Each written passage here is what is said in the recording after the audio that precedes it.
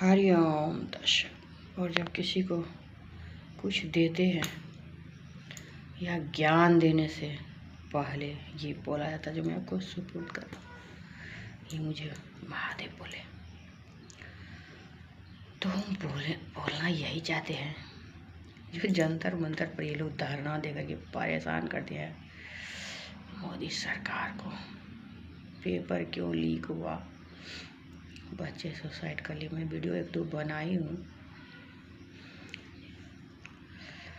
एक बात सोचिए तो, सरकार क्या करेंगे जब जनता ठीक से काम नहीं कर रही है, सरकारी नहीं तो नौकरी नहीं दे रहे, तब जनता परेशान। सबको सरकारी नौकरी चाहिए। जब देते हैं तो जिसको नहीं है उसको लूट के खाते हैं।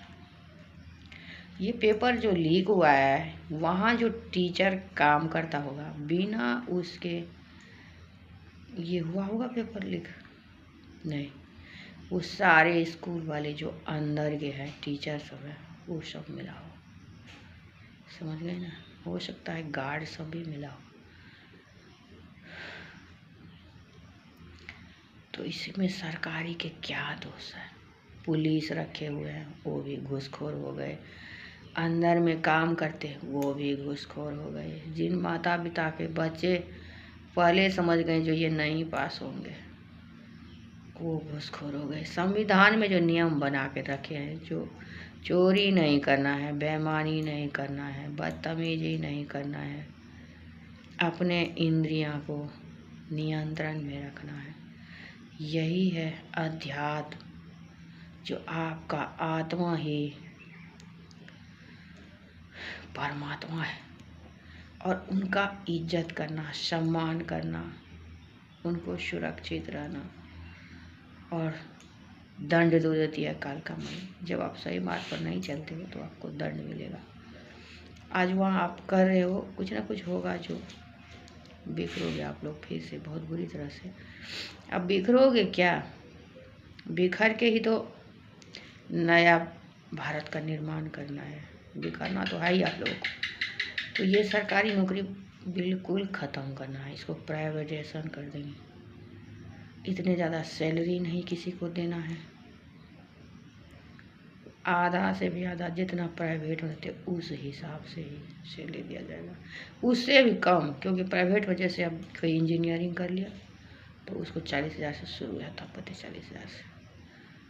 मेडिकल कर लिया तो 70-80 हज़ार होगा। लेकिन सरकार के काम है ना, तो उसमें आपको कम ही मिलेगा। समझ गए ना? फिर जिंदगी क्या होगा, सबका डगमगा जाएगा। अभी जो ये जब से सरकारी नौकरी पता नहीं कब से है, देखे इतना मैं सर्च नहीं करती हूँ फ़ोन पर।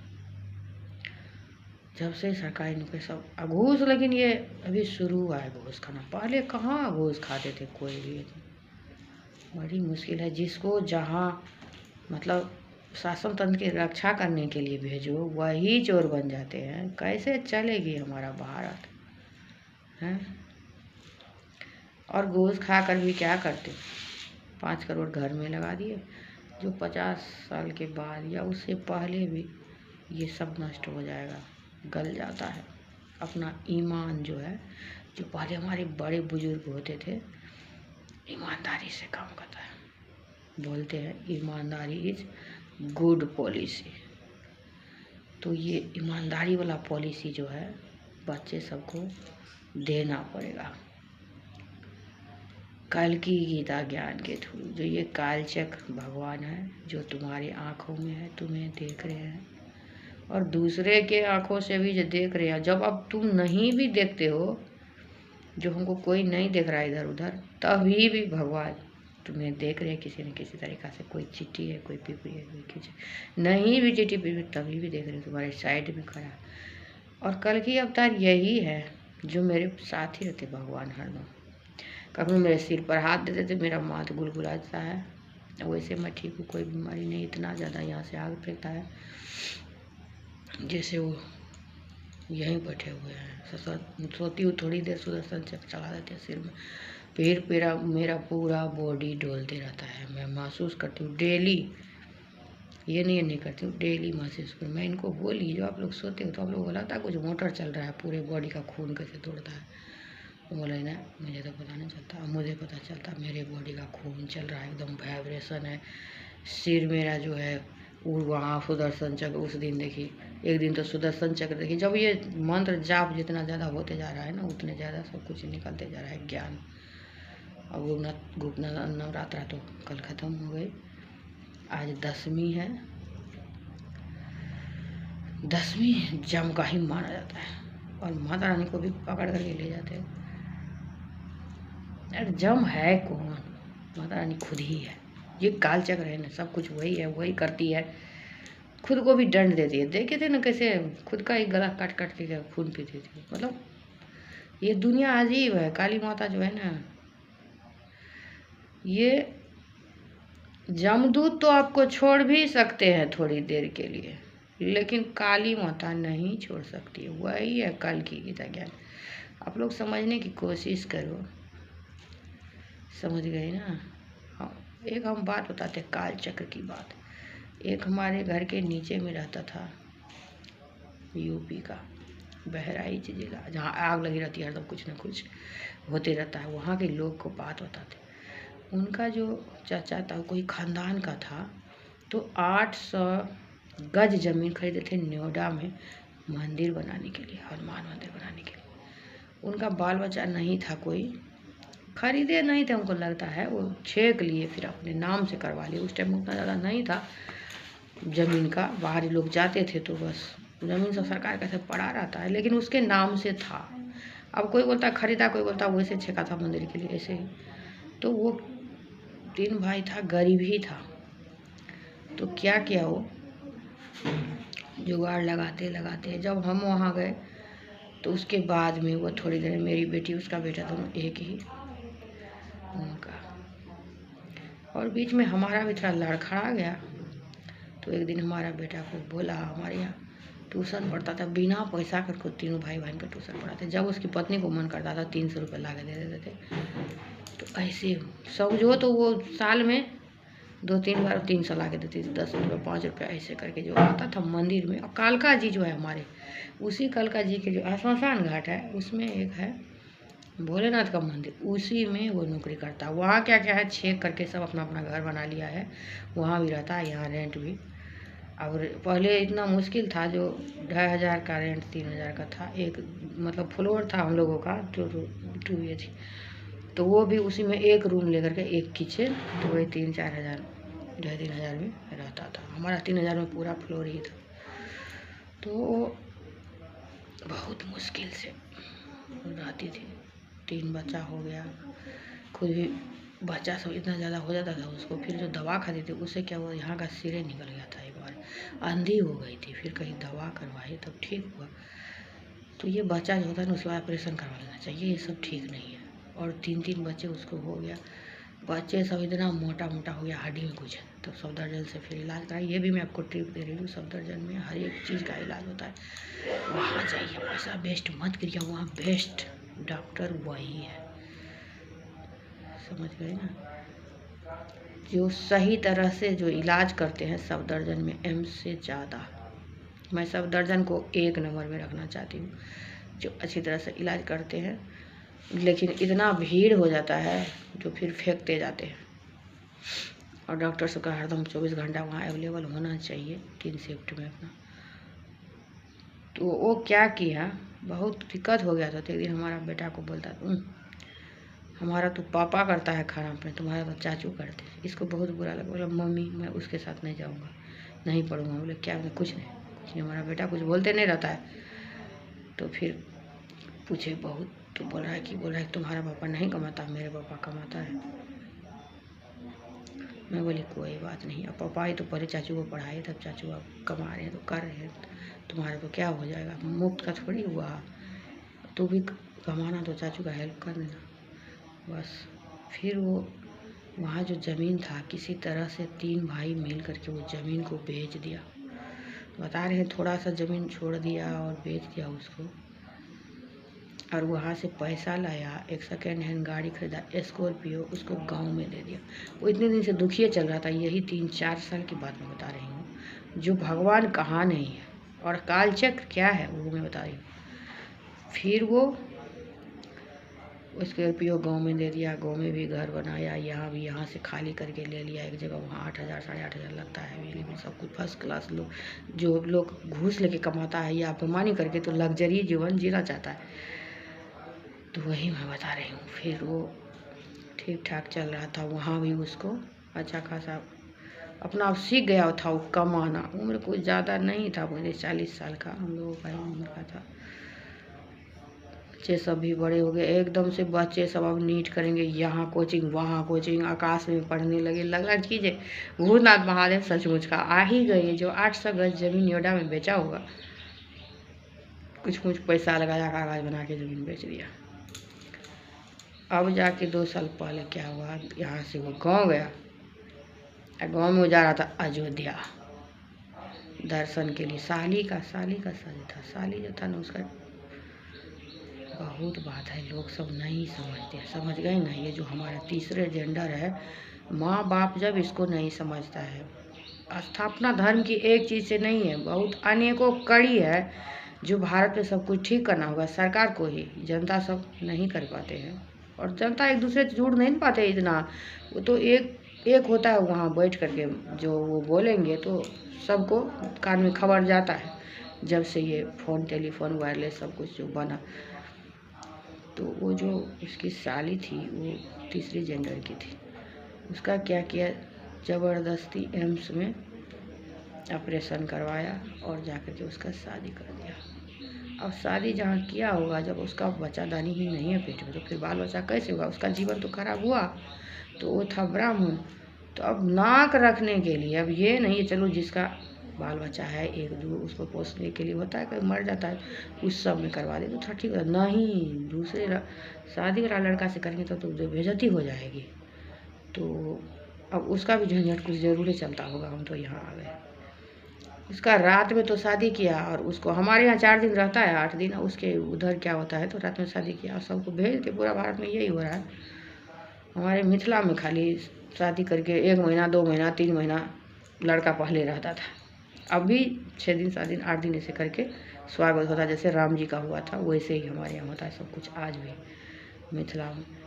तो वो लड़की जैसे गई अपने घर, उधर ये जो गया, बोला कि जब दुल्हन चली गई, दूल्हा दुल्हन चलो हम लोग चलते हैं अयोध्या, उसी गाड़ी में बैठ करके 2 भाई और एक उसका जीजा और उसका एक भगना, तीनों जा रहा था, और ड्राइवर कुशियार का उधर से आ रहा था गन्ने का ट्रक, उसके ऊपरे में गिर गया, चकनाचूर हो गया। वो भी उसका भाई भी, और एक भाई इससे थोड़ा पहले, मतलब तीनों भाई वो भगवान का पैसा के घर तीनों चला गया ऊपर। एक भाई को बाल बच्चा भी नहीं है, एक भाई का 2 बेटा है, उसका भी हार्ट का कुछ प्रॉब्लम। मतलब काल चक्र की क्या, कब आपको धोखा दे दे आप नहीं समझ पाओ। अपना था, कमा रहा था, 3 बच्चा है, उसका गुजर कर रहा था कम में भी, लेकिन जीवन तो चल रहा था ना। उसकी बीवी जो है हमसे भी छोटी होगी, 35-40 साल की है करीब, इतना श्यावली सी थी, थोड़ी बच्ची सी लगती है बहुत ज़्यादा। खत्म हो गया वो तीनों भाई उस मंदिर के चक्कर में। बच्चा सबका पढ़ना गया, अब बड़ा वाला लड़का उसी मंदिर में काम करता है, फिर पैसे लाता है, घर चलता है। पैसे कुछ मुझको दे के गया है, 50 लाख 1 करोड़ करीब पैसा वैसा। और घर भी खरीदा है, घर 2 जगह, एक जगह तो वहाँ 2 फ्लोर जमीन खरीदे हैं गोविंदपुरी मार्केट में, और दिल्ली में वो मतलब हमारे एरिया में घर लेना चाहता है यहाँ 30-40 लाख का। तो इसके पास पैसे है। तो मैं बोली कि जो इतना पैसा कहाँ से लाए? अरे उसकी बीवी जो लड़ने लगी हमसे, बोले कोई बात नहीं छोड़िए। तो हमको लगा कि गांव से खेत बेच के लाएंगे। नहीं, हम गांव में खेत नहीं बेचे, गांव में आप खेत नहीं बेचे, जो बाप दादा का सब बेच भी लेते तो इतना इज्जत तो नहीं जाता, आदमी का जान नहीं जाता। आज तो मंदिर वाला और भगवान इतना वो है अपने मंदिर को लेकर के, जो जनता का भलाई हो, जनता सही मार पड़े, वो मंदिर में बैठ करके ये सब कांड किया। तो काल चक्र यही है। अब जब भगवान का बात नहीं सुनोगे, कानून का उल्लंघन करोगे, कुछ भी हो सकता है। आज आप कानून को ठीक करके वहाँ चले गए और 10 आदमी मर गया, वो बच्चा भी सुसाइड, वो बच्चा क्यों सुसाइड किया मुझे ये पता नहीं चला। कुछ बच्चा का कैसा दिमाग है, मान लो पेपर लीके हुआ, ये तो फिर जाकर के पेपर कैंसिल हो गया, सरकार को पता चलेगा तभी कैंसिल किया हूँ। और जो बच्चा नहीं भी पढ़ता ना तो उतना ही नंबर उसको आता है 1 महीना के बाद जो पेपर हुआ उसमें भी।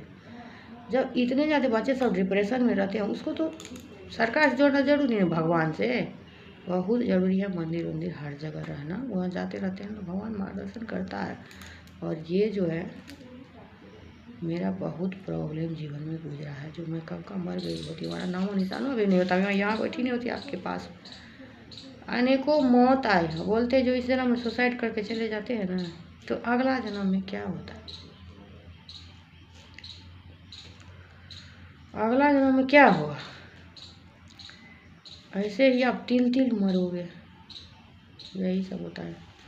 अब मर नहीं पाओगे, भगवान मरने नहीं देगा। आसार बीमारी होगा, देखते रहो सब कुछ, खा नहीं पाओगे। यही सब कालदंड जो है बहुत खतरनाक है कालदंड। और हमारे दिमाग में जितना कुछ आया है, ये जो अपना हमारे यहाँ कौन सा है गरुड़ पुराण, उसमें दिया हुआ है आत्मा के बारे में, और कालदंड के बारे में तो दिया हुआ है। कालदंड तो कुछ अलग है, जो बच्चे को बचाना बहुत जरूरी है, वो भी लिखना, उसमें भी बढ़ाना और है ज़रूरी, जो कैसे क्या होता है, सच मुच का होता है। हम लोग गांव में रहते, बहुत बड़ा हमारा समाज है, सब एक जगह है, तो देखते रहते कुछ ना कुछ। अब वैसे भी आप ठीक पर चल रहे तभी भी अनहोनी हो जाता है। तो इस जन्म में कोई ऐसा, इसीलिए वो लोग बोलते रहते हैं जो भगवाधारी सब। हम तो यही 2 साल हुआ है इसमें जुड़े हैं, वैसे मैं पूजा करती जाती थी, तो किसी का प्रवचन सब जो देते तो वो सब मैं नहीं सुनी हूँ। मेरे पास फ़ोन भी नहीं था, 2 फ़ोन की जगह खरीदे तो दोनों बच्चे पढ़ रहे थे ऑनलाइन। टीवी उवी में खाली आसाराम बाबू सब है, दिल्ली सब में एकदम पता बिछा रखा है, सब औरतें मर्द। हम लोग कभी नहीं, हम लोग कभी नहीं कहीं पुजारी उजारी के चक्कर में कहीं नहीं गए, अपना घर में ही पूजा करते हैं हमारे मिथिला में। उसमें भी हम लोगों का जो हमारे यहाँ तो इतना पूजा अपने सुबह से करते करते थक जाते, कब जाएंगे। या मंदिर जाना भी मुश्किल होता है। अब ये एक बार ही मला करिए, अभी 2 बार और करना है, और टाइम कब मिलेगा। फिर भगवती घर गई, घर में पूजा करी, दुर्गा पाठ करी, तो ऐसे टाइम चलाता। फिर अपने जीवन में लगना, बस काम पूर्वपात कमा के लाता, खाओ, बाल बच्चे को पालो, मस्त रहो।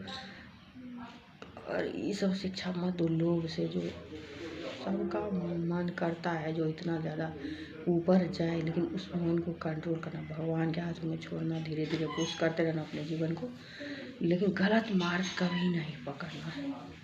ऐसे भी पेपर भी सब बोले रहे, जो ममता दीदी बोले थे पेपर ख़त्म करो, वैसे दिनचर्या सही करोगे तो दवा की ज़रूरत ही नहीं है। इतने सारे डॉक्टर भर्ती करिए, क्या होगा। भगवान बोले हैं दिनचर्या सही करने के, उठोगे सब 5 बजे, नहाओगे, वो पानी जो डालोगे देह पर वो बहुत सारी बीमारी का खत्म करेगा। और मैं सांस नहीं ले पाती, मुड़ी नहीं घुमा पाती, बोल नहीं पा रही थी, चल नहीं पा रही थी। अब मैं कभी नहाती, मैं महीने तक बाल नहीं धोती, मेरा ये हाल हो। तो भगवान प्रैक्टिकल करवाएंगे मुझे, आज 40 साल से प्रैक्टिकल ही था वो, जो अब समझ में आ रहा है। तो आप लोगों का सबको करवाते हैं प्रैक्टिकल, लेकिन नहीं समझते हो ना आप लोगों का, मैं समझ गई। तो ऐसे जो संविधान बना है ना, उस सिंहासन बत्ती इसी पर काली माता विराजमाती रहे चंट के रूप में, उसके खिलाफ कोई मत आवाज़ उठाओ। सरकार कर रही है अपनी, कांग्रेस सरकार भी, जवाहरलाल नेहरू आए, इंदिरा गांधी आई, इतने सारे प्रधानमंत्री, मनमोहन सिंह आए, अटल जी आए, सब कर रहे हैं अच्छा। कोई ये सरकार में कोई खोट नहीं है। खोट है तो सिर्फ जनता में, जो ये अपना और नीचे का जो नेता सब है, ये सब ऊपर तक पैसे कहाँ जाता है। सरकार को क्या ज़रूरत है जो घूस खा खा करके आपके पैसे खाए। उनको तो सबसे ज़्यादा है जो वहाँ से आप पैसे अपना सैलरी के सिवा ले सकते हैं, नहीं ले सकते हैं ना, वहाँ बैठे हुए हैं। तो उनको भगवान ने किसी अथी से बैठाया होगा जो ना, हाँ इस लायक ये है जो हमारा देश सुरक्षित रहेगा, हमारा खजाना सुरक्षित हो रहा। हम लोगों का थोड़ी है, वो नारायण का खजाना है, जो नारायण का मनी है ना, वही सब है जनता के लिए, जो सबको सब आते हैं लूट लूट के चलता। ऐसे आप लोग करोगे देश बिखर जाएगा, कोई और प्रधानमंत्री घुस जाएगा। आप लोग वहाँ बैठे हो, सब औरत मर्द का उधरे ध्यान है, बच्चे सबका ध्यान है, कोई हो या न हो। तो हम भी ऐसे करेंगे। लोग सही मार्ग पर आज तक ये कभी कोई नहीं बोला है जो नहीं जनता की गलती है, जो पेपर और माता पिता की, क्यों जनता ही मान लो, चाहे तो माता पिता हो या बच्चे हो या सरकारी नौकर हो, सब तो जनता ही हुआ ना। तो ये कोई एक बार भी नहीं बोला जो नहीं ये जनता की गड़बड़ी है। अपना मौलिक अधिकार के साथ साथ कर्तव्य करना बहुत ज़रूरी है समाज में, तभी जाके समाज का निर्माण होता है। और ऐसे आप लोग लूटो कुटोगे तो फिर क्या होगा बताओ। और जाना तो है ही, कितना भी आप लूट लो, काली माता एक बार उठेगी सब कुछ स्वाहा करके चली जाएगी। एक बार बीमारी ऐसे हो जाओगा तो फिर कितने पैसे डॉक्टर लूट लेंगे। और डॉक्टर से बाप रे बाप सब तो लूटने में ही लगा हुआ है, जहाँ तहाँ एक बार चले जाओ हॉस्पिटल आपको लूट लेंगे। गरीब सब मर रही है बस, समझो ना। ये थोड़ा जिसका दिमाग हो गया ना उसके चक्कर में गरीब सब मर रही है। ये कोटा वोटा सब जो है सब बेकार है। जिसको है भी खाने का वो भी कोटा में ले लेते हैं, फेंक देते हैं। सरकार चलाना बहुत मुश्किल है एक एक नियम का। और लोगों को जो मंदिर से जोड़ना इसलिए ज़रूरी है, संतोष आए सबको। और जितना है ना, क्योंकि जो जनसंख्या बढ़ गई ना, सबको होता है हम लूटे कि हम लूटे। कल के लिए मत कोई सोचो, आज के लिए सोचो, अपने जीवन पर रहो। ये कुल जो है ना हमारे जनरेशन, ये माता रानी चलाती है, महादेव दोनों मिलके चलाते हैं आपके कुल, आप नहीं चलाते। आप में भी घुस के बच्चा पैदा कर माँ भवानी रहते हैं। तो कल के लिए मत सोचो, अच्छे संस्कार लेकर के चलते रहो।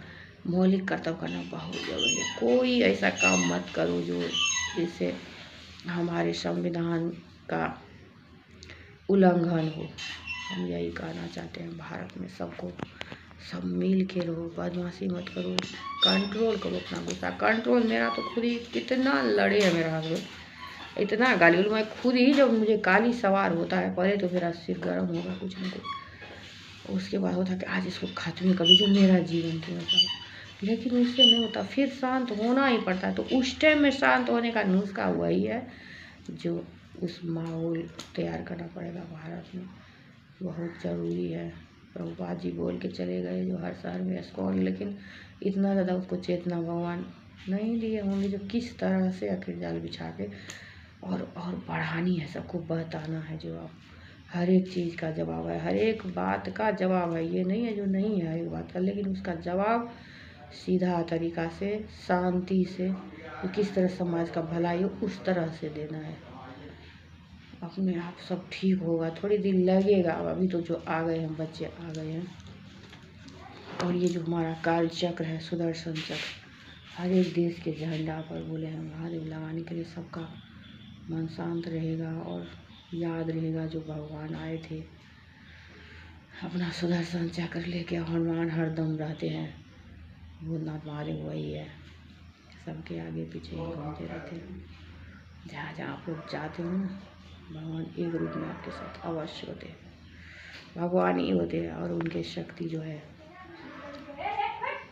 वो तो जब भी मन करे आपका इंद्रिया घूमता तभी आपके पास में पहुँच जाते हैं।